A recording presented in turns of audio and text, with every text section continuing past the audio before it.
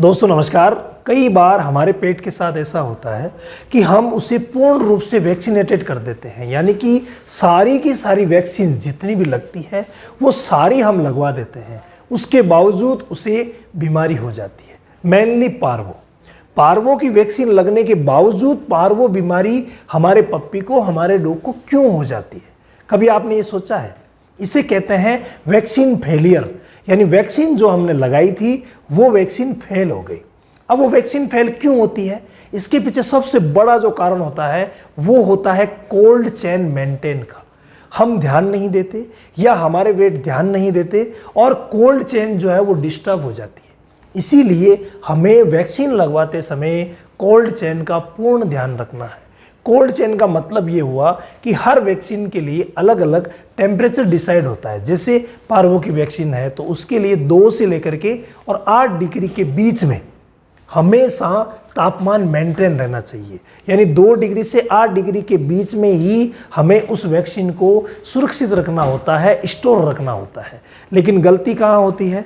जब हम वैक्सीन लेने जाते हैं तो या तो वो जो रिटेलर है वो जो वैक्सीन निकालते हैं फ्रीज में से, उस समय 10 या 15 मिनट के लिए टाइम पास करने के चक्कर में वो बाहर रह जाती है। मेरे कहने का मतलब है अगर 10 या 15 मिनट ही वैक्सीन 2 से 8 डिग्री के बीच से बाहर रही तो फिर परेशानी हो जाएगी और वैक्सीन फेलियर हो जाएगा। इसके अलावा कई बार हम वैक्सीन लेके आ जाते हैं और अपने फ्रीज में रख देते हैं। फ्रीज मान लीजिए सारा भरा हुआ है तो हम सोचते हैं कि ये साइड में एक जो लगा हुआ है जिसे चिल्लर ट्रे बोलते हैं, यानी आइस बॉक्स के नीचे। आइस बॉक्स में तो हमें पता है नहीं रखते हैं, भाई अंदर जम जाएगी। लेकिन गलती से भूलवश हम आइस बॉक्स के साइड में जो चिल्लर ट्रे होती है उसमें रख देते हैं, तो वहाँ पर भी परेशानी हो जाती है। वहाँ पर भी जब फ्रीज ज़्यादा ठंडा होता है तो वहाँ बर्फ़ जम जाती है और वो जमी हुई बर्फ़ उस दवा को जमा सकती है, यानी ख़राब कर सकती है। फिर अगर हम उस दवा का इस्तेमाल अपने पप्पी पे, डॉग पे कर लेते हैं तो फिर हो जाता है वैक्सीन फेलियर। इसके अलावा कई बार रूट का भी होता है, सही तरीके से इंजेक्शन लगता नहीं है। मान लीजिए IM लिखा हुआ है और सबकट लग गया, सबकट लिखा हुआ है IM लग गया, तो वहाँ पर भी कई बार परेशानी हो सकती है। इसके अलावा शेड्यूल बहुत ज़्यादा ज़रूरी है, शेड्यूल को फॉलो करना।